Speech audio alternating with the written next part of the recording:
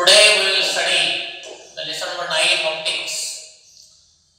Yesterday already we have seen definition of refractive index. Today we will study another definition of refractive index. So what is the another definition of refractive index? You see here, this is the formula for refractive index. Refractive index, okay. This is medium. This is medium. This is air.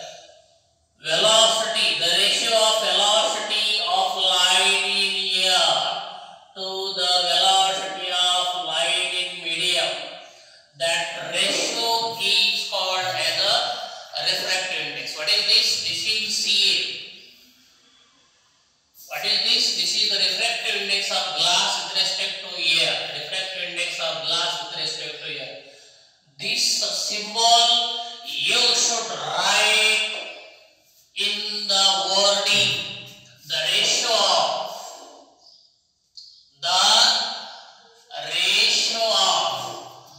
velocity of light in air, velocity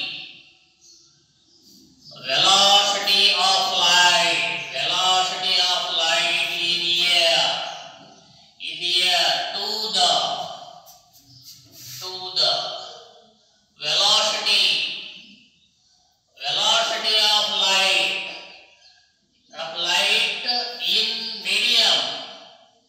in medium is called as refractive index. Refractive index. Yesterday already I have given one definition for the refractive index. Today I am giving the another definition of refractive index. What is this? This is you see Z to A. How you can read it? Refractive index of glass with respect to air. In this way we have to read. Okay. CA by CG. What is CA? Velocity of light in air. What is CG? Velocity of light in glass. So this is the ratio. The ratio of velocity of light in air to the velocity of light in glass. This is called as a refractive index. Any problem here? Do you understand? Yes, okay. So this is the definition of refractive index. Now I am telling you some more about the light. This is the light. What is the important points of the light? First point is light consists of energy. Light consists of energy. Light consists of energy. Okay. Light consists of energy. Light consists of energy, and which is used to visualize the object. Which is used to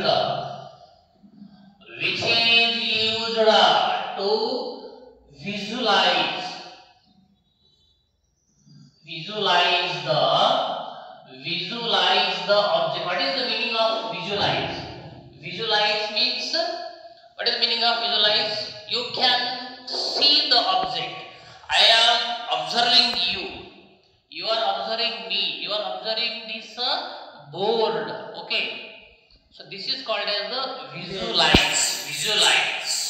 Okay. Visualize यानी दिसणे. Visualize म्हणजे दिसणे.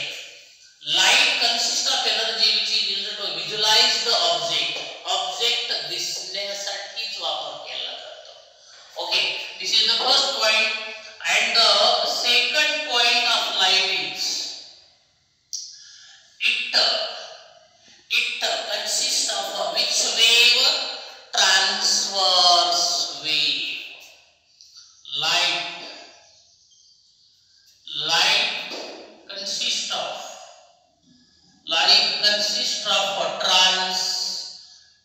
transverse wave. Transverse electromagnetic wave. Transverse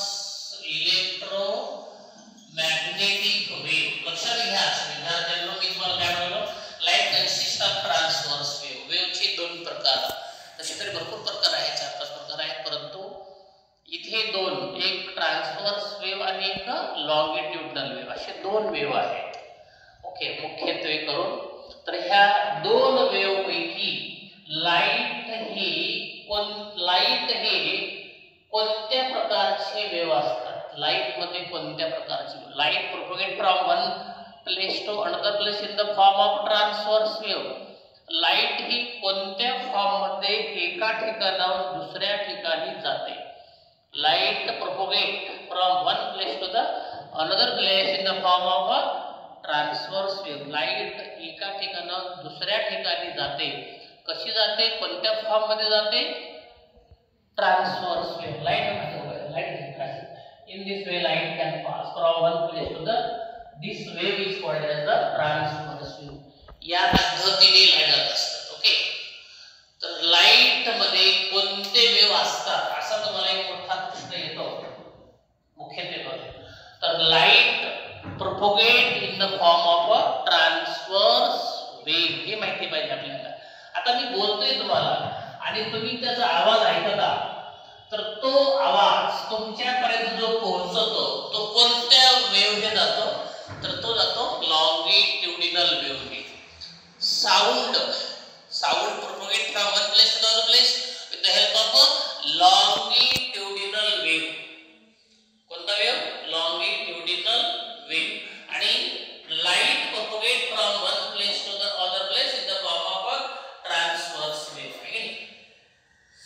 आणि पुढे students, लाईटची हवेतील गती किती आहे? The velocity of light in air, the velocity of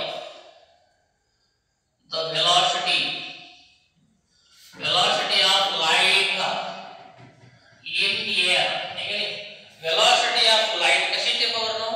velocity of light in air किती आहे? सर्वांना माहिती आहे. आपण 8वी मध्ये पाहिलं, 9वी मध्ये पाहिलं, 10वी मध्ये पाहिलं. काय आहे? 3 × 10⁸ मीटर पर सेकंद एवढी आहे. The velocity of light in air is किती आहे विद्यार्थ्यांनो? 3 × 10⁸ आहे.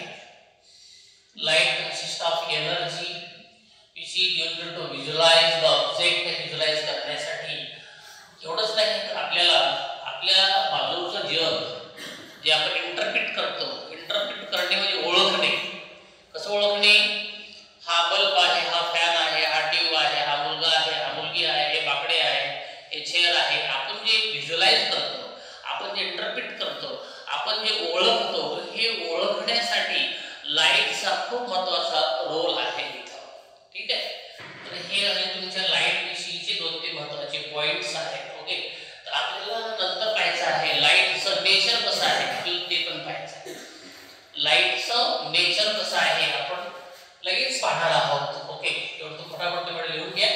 सर्वडा समजलेलं आहे. रिफ्रॅक्टिव्ह इंडेक्स दुसरे डेफिनेशन तुम्हाला सांगितले विद्यार्थ्यांना मी. त्यानंतर लाईट विषयीचे महत्त्वाचे 2-3 पॉइंट सांगितले. आता लाईटचं नेचर कसं आहे, लाईटचं नेचर कसं आहे आपण त्याच्याविषयी अभ्यास करूया. Okay, nature of light. Nature of light. Today we will study the nature of light. Okay, nature of light कशी असते त्याच्याविषयी आपण काय करूया, स्टडी करूया. Nature of light. Light has dual nature. Okay, लाईटला कोणतं नेचर आहे students? Light has dual nature. dual nature. What is the meaning of dual?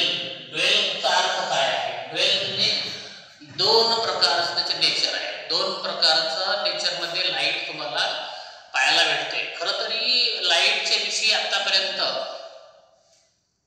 5 शास्त्रज्ञांनी त्याची मत मांडलेली आहेत. सर्वात प्रथम जे मत मांडलेलं आहे 16व्या शतकामध्ये न्यूटननी मांडलेलं आहे लाईट विषयी. तेव्हा लाईट विषयी त्यांनी एक थेरी मांडली. त्या थेरीचं नाव आहे corpuscular theory. Newton's corpuscular theory. नंतर त्या थेरीमध्ये बरेच काही त्रुटी सापडल्या. न्यूटन्स लाईट विषयी पहिल्या प्रथम अभ्यास किंवा थिअरी जर कोणी मांडली असेल तर न्यूटननी जगामध्ये सर्वात पहिल्या प्रथम आणि त्याच्यानंतर असे शास्त्रज्ञ वाढत गेले. पुन्हा मॅक्सवेलने मांडलेले आहे इलेक्ट्रोमॅग्नेटिक वेव्ह थिअरी. कोण मांडलेले? मॅक्सवेलने सांगितलेलं आहे. पुन्हा आईन्स्टाईन्सने सांगितलेलं आहे. आईन्स्टाईनने सुद्धा ह्याच्यावर थिअरी मांडलेली आहे. त्याच्यानंतर पुन्हा डी ब्रॉग्लीने थिअरी मांडलेली आहे. डी ब्रॉग्ली हायजेन्सने थिअरी मांडलेली. अशा प्रकारे एकूण 5 थिअऱ्या मांडल्या गेल्या. पहिली प्रथम सर्वात पहिली थिअरी कोण मांडली? न्यूटनने मांडली. नंबर 2 थिअरी मॅक्सवेलने मांडली. नंबर 3 हायजेन्सने मांडली. नंबर 4 आईन्स्टाईनने मांडली. आणि सर्वात 5वी थिअरी जर कोण मांडली तर तो डी ब्रॉग्ली. तर डी ब्रॉग्लीने काय सांगितलं? लाईट ही कशी आहे?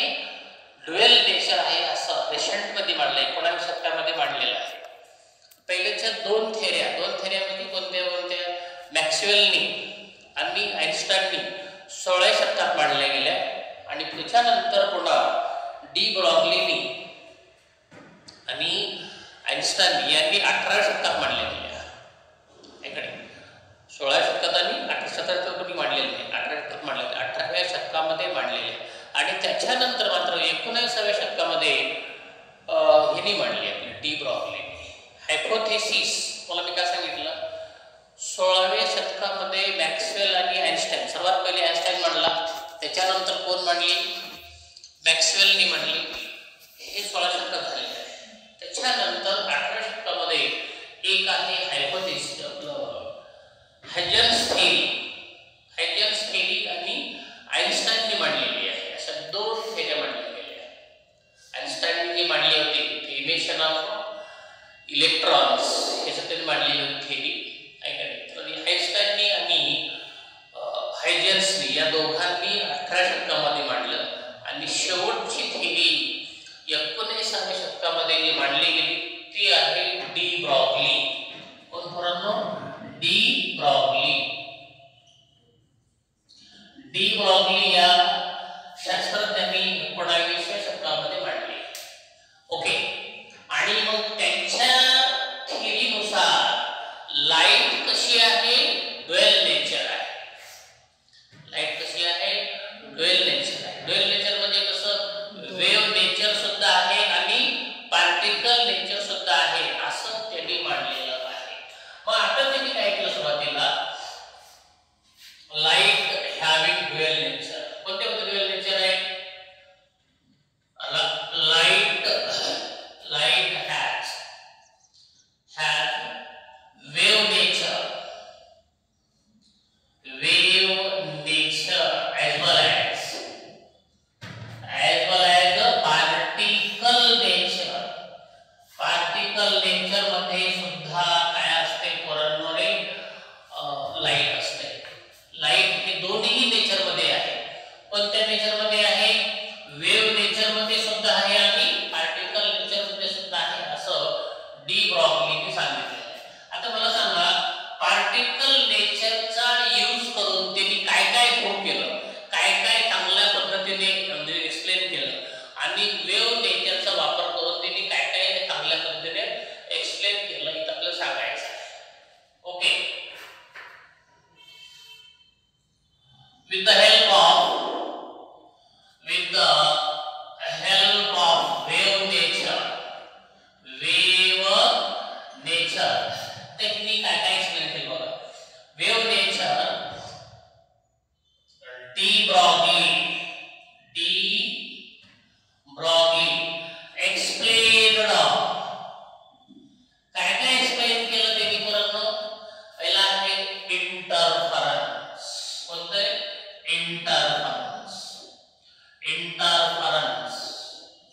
इंटरफरन्स ऑफ लाईट एक्सप्लेन केलं.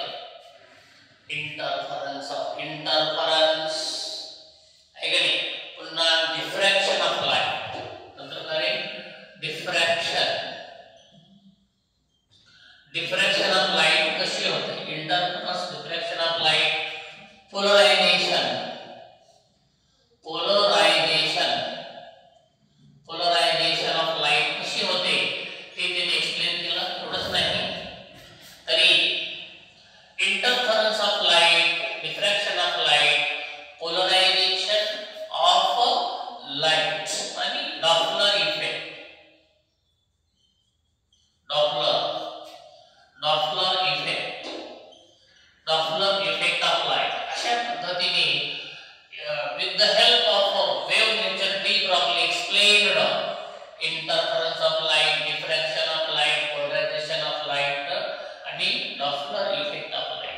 यांचा त्यांनी काय केलेला आहे, वेव्ह नेचर, लाईटच्या वेव्ह नेचरचा वापर करून ही त्यांनी चांगल्या पद्धतीने एक्सप्लेन केलेला आहे.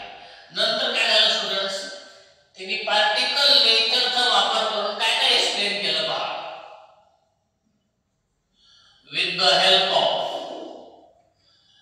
the help of particle nature, with the help of particle natureचा वापर करून डी ब्रॉग्लीनी काय केलेलं आहे,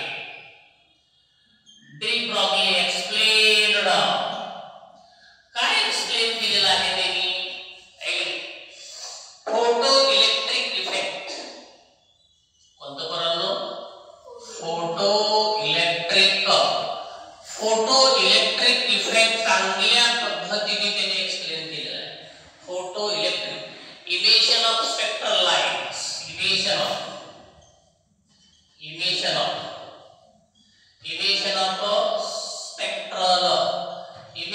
स्पेक्ट्रल लाइट्स याचा पण त्यांनी छान पद्धतीने एक्सप्लेन केलेला आहे पार्टिकल नेचरचा वापर करून. ओके, आणि क्वांटम इफेक्ट कोणता आहे म्हणतो, आणि कोणता क्वांटम,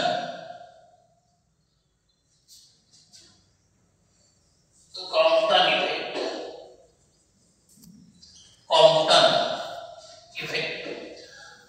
इफेक्ट काय आहे हे पण त्यांनी चांगल्या पद्धतीने एक्सप्लेन केलेलं आहे. ओके, तर लक्षात घ्या बरं, नेचर कसं आहे लाईटचं नेचर हे दोन प्रकारचं आहे. एक त्याला आपण ड्युअल नेचर नाव आहे, ड्युअल म्हणजे दोन, एक आहे वेव्ह नेचर, दुसरं आहे पार्टिकल नेचर. मग हे कोण थेरी मांडली 19व्या शतकामध्ये, पाचवी थेरी, दोन सांगितलं मला. आतापर्यंत लाईट विषयी 5 थेऱ्या शास्त्रज्ञांनी मांडले. आता 6वी थेरी कदाचित तुम्ही आणू शकाल, तो भाग वेगळा आहे, पण आतापर्यंत शास्त्रज्ञांनी 16व्या शतकामध्ये दोघांनी मांडले.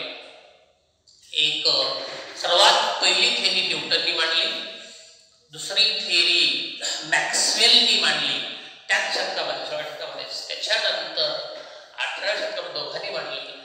एक आहे Huygens wave theory of light, Huygens wave theory of light हे मांडली गेली. आणि त्याच शतकामध्ये आणखीन एक थेरी मांडली, आइन्स्टाईनची मांडली गेली.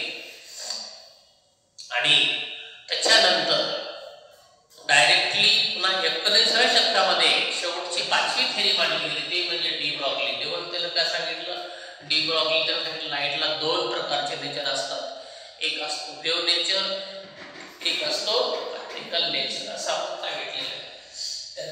तुम्ही खरं तरी तुम्हाला मी त्या 5 थेऱ्या एक वेगळा पिरियड घेऊन एक्सप्लेन चांगला करून दिली. आइन्स्टाईनने काय काय मांडलं, तिने काय काय त्रुटी होत्या, हायजन्सने काय काय मांडलं, काय काय त्रुटी होत्या, या सर्व थेरी तुम्हाला एका दिवशी मी सांगेन.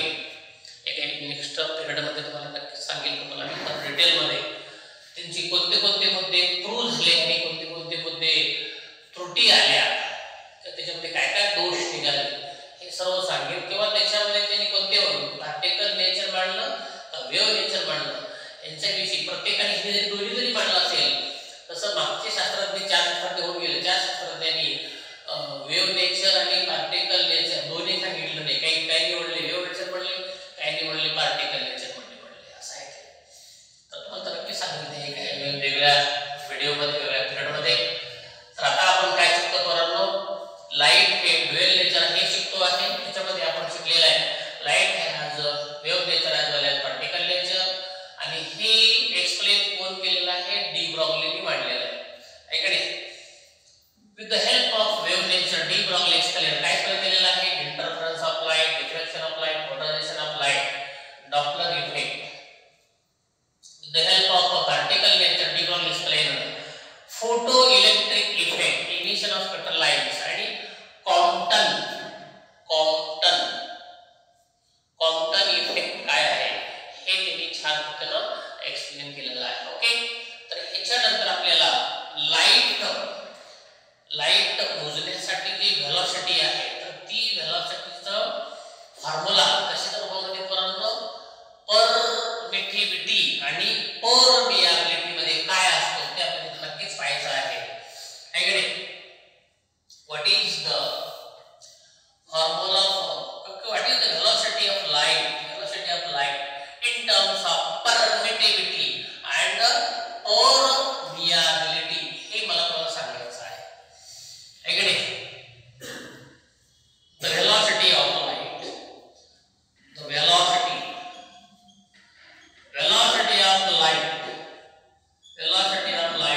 terms of permittivity. कोणती होते रे? permittivity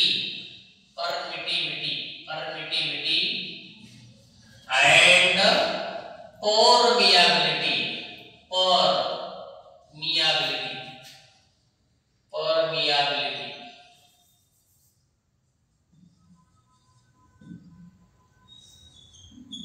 permeability.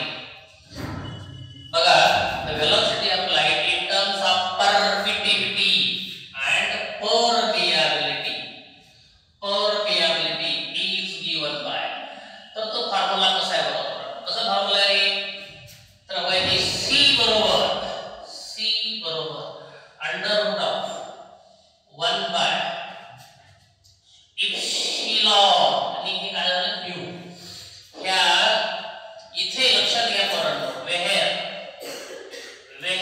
हे जे इप्सिलॉन आहे ना, त्याला म्हणतो आपण परमिटिव्हिटी त्याला आपण म्हणतो. आणि हे पोरांनो, हे बघा म्यू जो दिलं म्यू, त्याला म्हणतो आपण परमियाबिलिटी. त्याला आपण काय म्हणतो पोरांनो?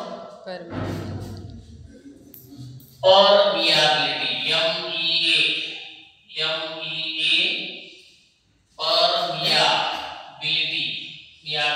permeability आणि permittivity. तर c equal to under root of 1 by epsilon into mu हे फॉर्म्युला आहे. कोणाचा?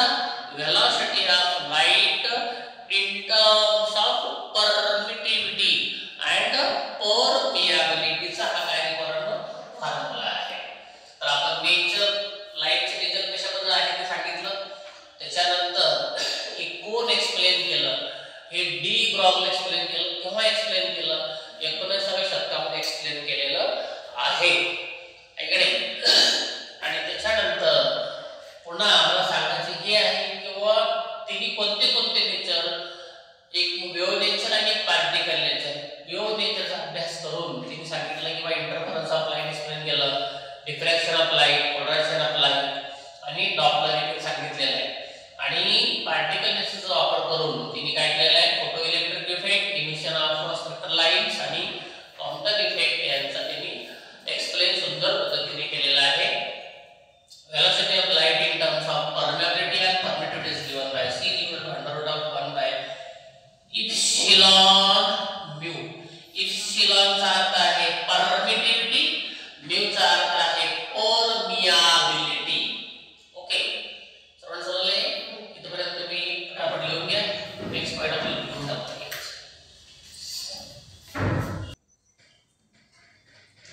On the basis of its nature, त्याच्या नेचर वरून त्याचे क्लासिफिकेशन किती पडले ते तुम्हाला सांगायचं. पोरांना किती क्लासेस पडले? तर 3 क्लासिफिकेशन पडले. किती पडले रे? 3. पहिला प्रकार आहे रे ऑप्टिक्स. पहिला कोणता आहे? Ray optics. पहिला आहे रे ऑप्टिक्स. त्याला तांत्रिक नाव आहे पोरांनो जॉमेट्रिकल ऑप्टिक्स. कोणता?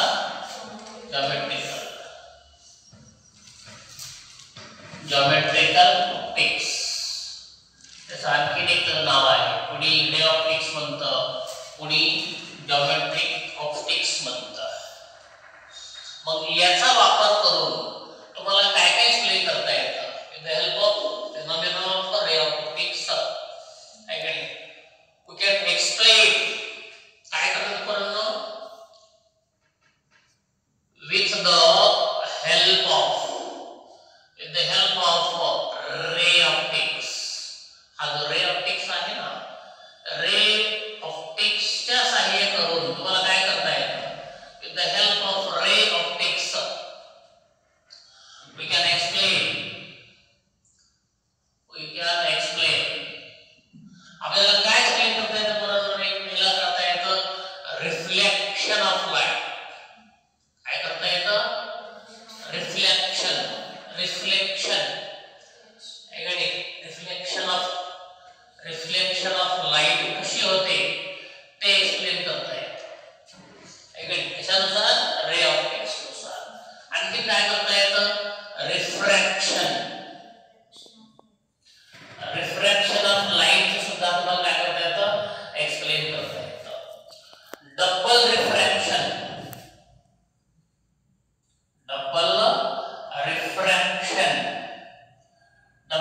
रिफ्रॅक्शन ऑफ लाईट याचं सुद्धा तुम्हाला एक्सप्लेन करता येतं रे ऑप्टिक्सच्या साहाय्याने. Reflection of light, refraction of light, double refraction of light झालं. आणि टोटल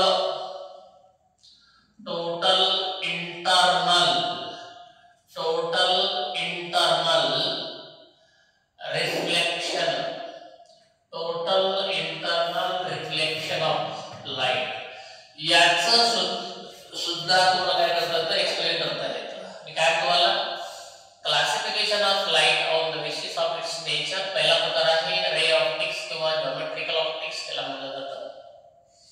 रे ऑप्टिक्स किंवा ज्योमेट्रिकल ऑप्टिक्स आहे. मग आता with the help of ray optics we can explain reflection of light, refraction, double refraction of light आणि total internal reflection of light यांचा वापर करता येतो. हा झाला तुमचा पहिला प्रकार. हे झालं रे ऑप्टिक्स. दुसरा प्रकार आहे पोरांनो वेव्ह ऑप्टिक्स. कोणता आहे? वेव्ह ऑप्टिक्स किंवा त्याचं नाव आणखी एक आहे फिजिकल ऑप्टिक्स. त्याचं नाव आहे वेव्ह ऑप्टिक्स किंवा फिजिकल ऑप्टिक्स. याचा वापर करून तुम्हाला काय काय एक्सप्लेन करता येतं. आता आपण सांगितलेलं आहे कुठेतरी, आता मागच्याच पॉइंट मध्ये सांगितलेलं आहे. ते दोन पॉइंट आहे. पहिला पॉइंट कोणता पोरांनो? with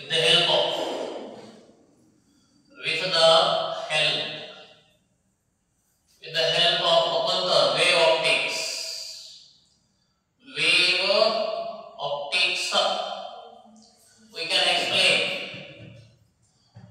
we can explain आपल्याला एक्सप्लेन करता येतं. काय एक्सप्लेन करता येतं पोरांनो? X interference. कोणतं रे? इंटरफरन्स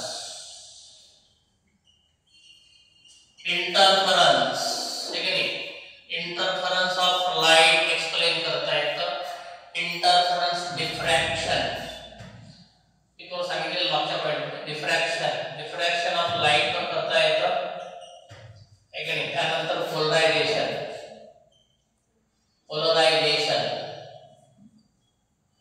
पोलरायझेशन ऑफ लाईट हे पण एक्सप्लेन करता येतं स्टुडंट्स. आणखी कोणतं रे? कोणता आहे? Doppler effect. कोणता इफेक्ट आहे? Doppler effect of light. हे सुद्धा तुम्हाला काय करता येतं?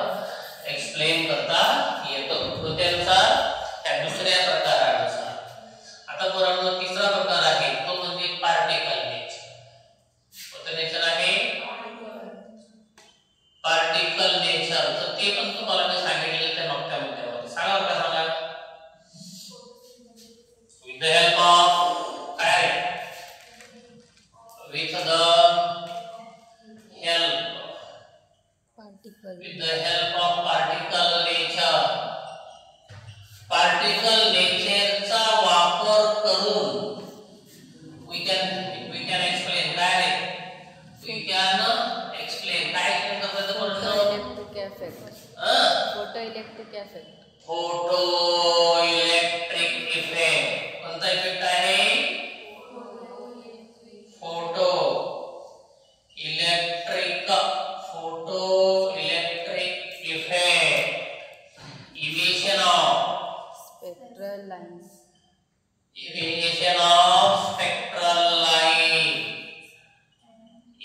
Of spectral light. Compton effect. कोणता पोरांनो? Compton effect. ठीक आहे. एवढं तुम्हाला काय करता येतं? एक्सप्लेन करता येतं. Classification of light on the basis of its nature. there are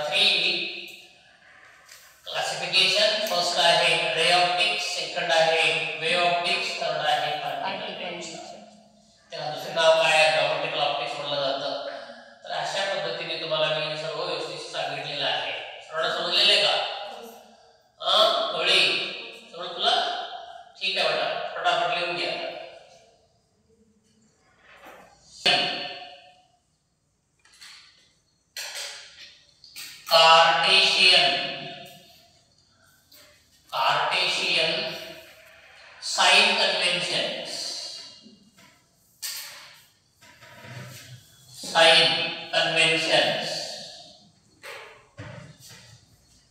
Sign conventions. Okay. Cartesian sign conventions. Again, using graph. पोरांनो पहा रे, Cartesian sign conventions using graph. ग्राफचा यूज करून तुम्हाला कार्टेशियन साइन कन्व्हेन्शन सांगायचे. कसं सांगायचं पहा पोरांनो. समजा हा काय आहे, what is this? This is the pole आहे. What is this? This is the principal axis आहे. पहा आपण त्याला काय म्हणतो पोरांनो? पहा इथं आपण ह्याला काय म्हणतो रे? हे आहे x डॅश, हे आहे x. ह्याला काय म्हणतो आपण? प्रिन्सिपल ऍक्सिस म्हणतो.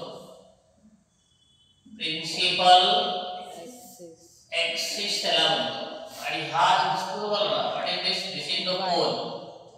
हे काय पोरांनो? हे पोल आहे. पोल. ओके, ह्याला आपण काय म्हणतो? पोल p आहे. ठीक आहे. पण आपल्या सर्वांना माहिती आहे हे प्रिन्सिपल ऍक्सिस आहे आणि हा काय आहे पोरांनो? पोल आहे. आता तुम्हाला साइन कन्व्हेन्शन्स पाहायचं आहे. साइन कन्व्हेन्शन्स हे पोल पासून, ह्याला म्हणायचं राईट, ह्याला म्हणायचं लेफ्ट. पोल पासून जे तुम्ही पोरांनो घेता, तुम्ही पोल पासून राईटचं जे डिस्टन्स आहे ना, पोल पासून राईटचं डिस्टन्स, पोल पासून राईटचं डिस्टन्स कसं घ्यायचं पोरांनो? पॉझिटिव्ह घ्यायचं. कसं घ्यायचा? पोल पासून राईटचा डिस्टन्स कसा घ्यायचा रे? पॉझिटिव्ह घ्यायचा. पोल पासून राईटचा डिस्टन्स. ठीक आहे. Distances to the right from pole are positive. Distances to the left, distances to the left from pole are negative. लक्षात घ्या तुम्ही, निगेटिव्ह डिस्टन्स हे पलीकडचे घ्यायचे परंतु माहिती आहे तुम्हाला, या पोल पासून राईटचे डिस्टन्सेस पॉझिटिव्ह घ्यायचे. पोल पासून लेफ्टचे डिस्टन्स कसे घ्यायचे? निगेटिव्ह घ्यायचे. सर्वांना माहिती आहे. आणि हे झालं प्रिन्सिपल ऍक्सिस आहे. प्रिन्सिपल ऍक्सिस पासून हे अबाव, प्रिन्सिपल ऍक्सिस पासून जे अबाव डिस्टन्स आहे, अबाव डिस्टन्सेस नेहमी पॉझिटिव्ह असतात. पॉझिटिव्ह प्रिन्सिपल ऍक्सिस पासून अबाव हे डिस्टन्सेस कसे घ्यायचे पोरांनो? पॉझिटिव्ह घ्यायचे. आणि प्रिन्सिपल ऍक्सिस पासून बिलो, प्रिन्सिपल ऍक्सिस पासून बिलो डिस्टन्सेस जे घ्यायचे असतात ते कसे घ्यायचे? निगेटिव्ह घ्यायचे. कसे घ्यायचे पोरांनो? निगेटिव्ह घ्यायचे. लक्षात तुमच्या सर्वांच्या आलं का मी काय बोललो ते? लक्षात आलं का? ह्याला काय म्हणायचं रे? पोल म्हणायचं. आणि ह्याला काय म्हणायचं? राईट. ह्याला काय म्हणायचं? राईट. राईट बाजूकडचे डिस्टन्सेस कसे घ्यायचे? पॉझिटिव्ह घ्यायचे. ह्याला म्हणायचं लेफ्ट. ह्याला म्हणायचं लेफ्ट. लेफ्ट कडचे डिस्टन्सेस कसे घ्यायचे? निगेटिव्ह घ्यायचे. ह्याला म्हणायचं अबाव. काय म्हणायचं रे? अबाव. अबाव म्हणजे वर. आणि ह्याला म्हणायचं बिलो.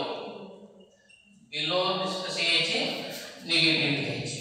सर्वांना समजलं? ह्याला व्हायचं नाव आहे साइन कन्व्हेन्शन्स. आणि हे graph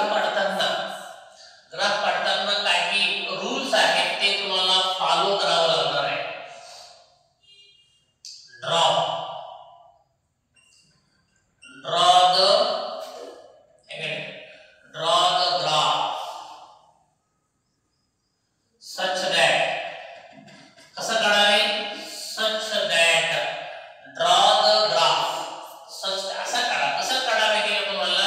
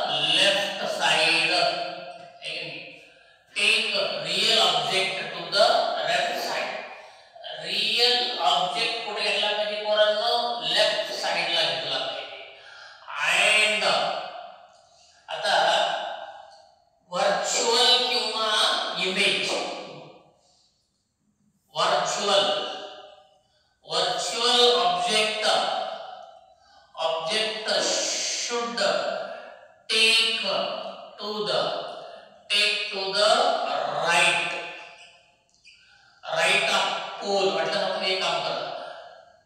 Take real object to the left side of pole. पोलच्या लेफ्ट साइडला कोण पाहिजे? रियल ऑब्जेक्ट पाहिजे. आणि virtual object should take to the right. Virtual object म्हणा किंवा ह्याचं आणखीन एक नाव आहे. आणखीन एक नाव कोणतं आहे? इमेज. कोणत्या पोरांनो? Image object. रियल ऑब्जेक्ट आणि इथं इमेज ऑब्जेक्ट ह्याला म्हणलं जातं व्हर्च्युअल ऑब्जेक्ट म्हणलं जातं. ओके. तर जो मुख्य रियल ऑब्जेक्ट आहे तो ह्या पोलच्या डाव्या बाजूला घ्यायचा असतो आणि ह्याच ऑब्जेक्टची इमेज म्हणा किंवा व्हर्च्युअल ऑब्जेक्ट म्हणा. व्हर्च्युअल ऑब्जेक्ट हे राईट साइडला घ्यायची असते. ओके. इथं तर रूल्स लिहायचे पोरं. कोणते रूल्स लिहायचे रे? हे बघा रूल्स नंबर 1 आहे. Distances to the right. Distances to the right of pole should take positive. Distances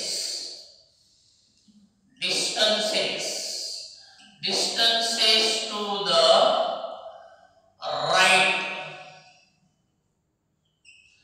right of pole should take positive. लक्षात घ्या पोरांनो. Distances to the right of pole.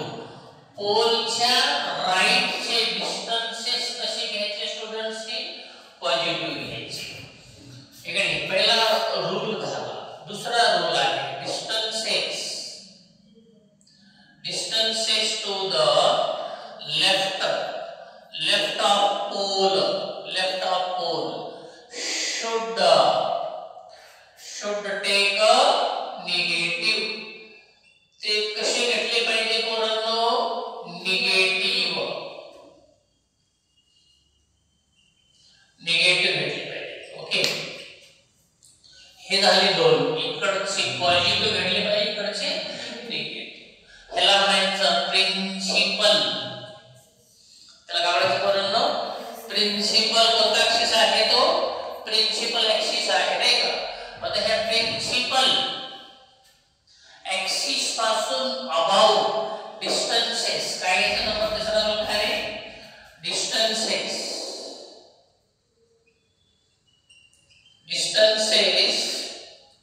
To the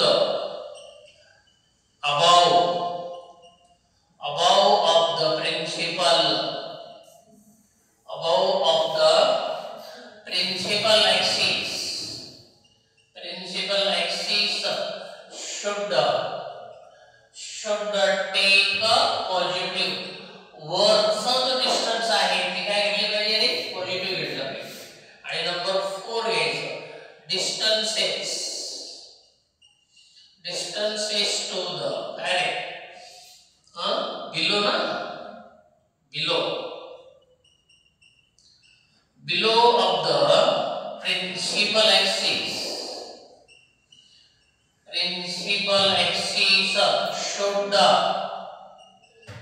should take a negative. लक्षात घ्या हे sign कन्व्हेन्शनचे rule आहे. लक्षात घ्या. त्याला म्हणायचं साइन कन्व्हेन्शन. सर्व समजलं मी काय बोलतो ते?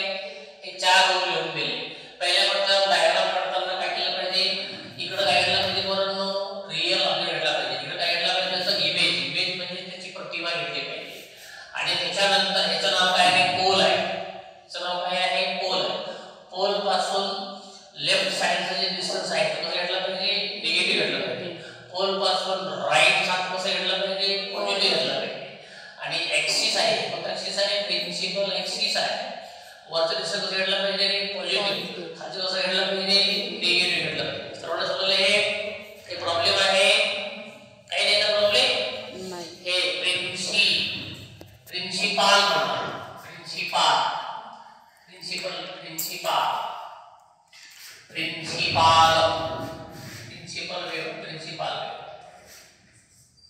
principal beam and converging beam.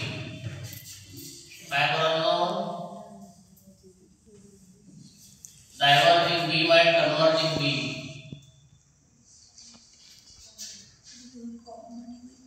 Diverging beam and direct converging beam. Diverging beam कोणाला म्हणायचं आणि converging beam कोणाला म्हणायचं हे आपल्याला शिकायचं आहे. आता स्टुडंट्स पहा, इथं काय केलं रे मी, तर इथे असा एक लाईन मारलेली आहे. याच्यावरती काय पोरांनो, एनी ऑप्टिकल डिव्हाइस आहे समजा. This is any optical device आहे समजा. This is any optical device.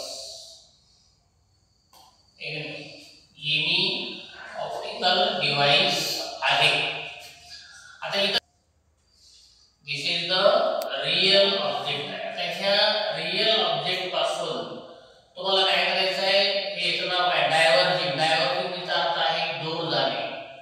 तो कसं दूर जाणे, डायव्हर्जचा अर्थ काय आहे, दूर जाणे. त्याला म्हणायचं डायव्हर्जिंग आहे. हे डायव्हर्ज आपल्याला त्याचं नाव आहे डायव्हर्जिंग आहे. म्हणजे हे झाला कोणता ऑब्जेक्ट, कोणता आहे रियल ऑब्जेक्ट आहे. What is this, this is the real object आहे. आता हे जे तुम्हाला दिसतंय ना, तर त्याचं तुम्हाला एनी ऑप्टिकल डिव्हाइस आहे. हा any optical device, any optical device आहे. मला स्टुडंट्स हे सांगा, हे एनी ऑप्टिकल डिव्हाइस जो असतो ना, त्याला आपण काय समजायचं रे पोरांनो, त्याला समजायचं पोल. त्याला काय समजायचं, पोल समजायचं. एनी ऑप्टिकल डिव्हाइसला काय समजायचं, पोल समजायचं. आणि ही काय रियल ऑब्जेक्ट आहे. आणि हे दिसतात ना तुम्हाला इन्सिडेंट डायव्हर्जिंग.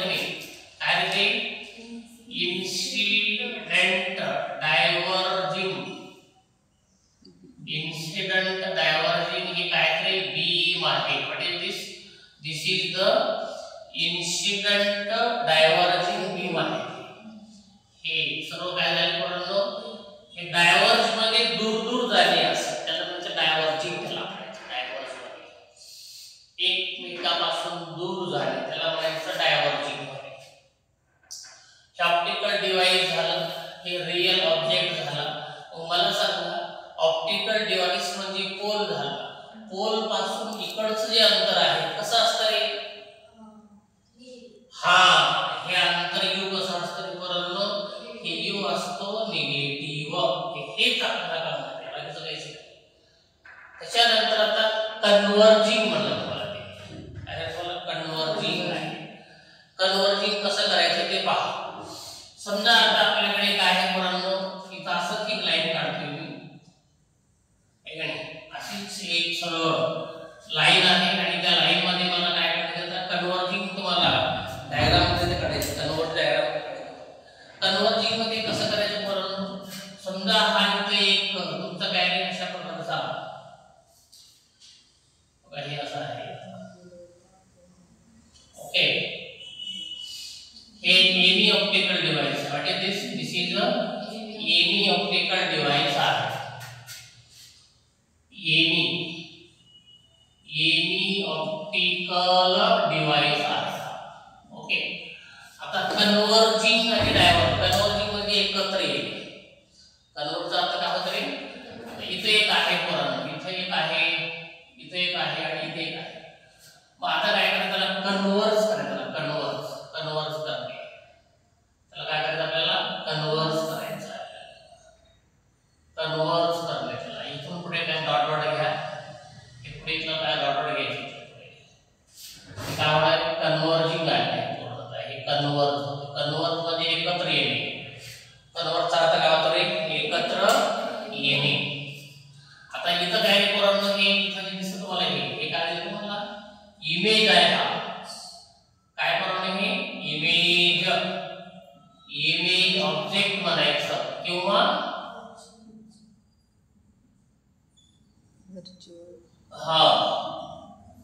व्हर्च्युअल ऑब्जेक्ट आणि व्हर्च्युअल ऑब्जेक्टचं स्पेलिंग न चुकण्यासाठी काय करावं लागेल virtual virtual virtual virtual virtual virtual object आहे की नाही.